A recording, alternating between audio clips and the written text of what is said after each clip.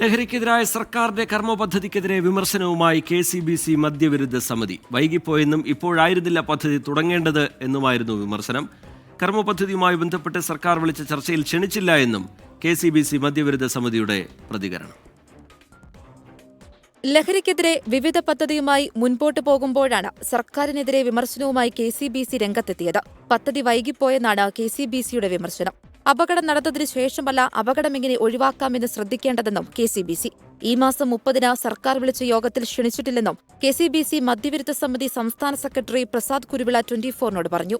എന്തായാലും സർക്കാരിന്റെ ഭാഗത്തു നിന്ന് ഒരു അനുകൂല നിലപാടിപ്പം ഉണ്ടായിട്ടുണ്ട്. അത് എത്രമാത്രം മുമ്പോട്ട് പോകും നമുക്ക് പറയാൻ പറ്റത്തില്ല. 10-26 വർഷക്കാലമായിട്ട് ഏറ്റവും ഒന്നാം നിലയിൽ പ്രവർത്തിക്കുന്ന KCBC പോലുള്ള പ്രസ്ഥാനങ്ങളെ അവര് 30-ാം തീയതിയിലെ ചർച്ചയിലൊന്നും വിട്ടിട്ടൊന്നുമില്ലേ. അതൊരു പോരായ്മയായി ഞങ്ങൾ കാണുന്നു.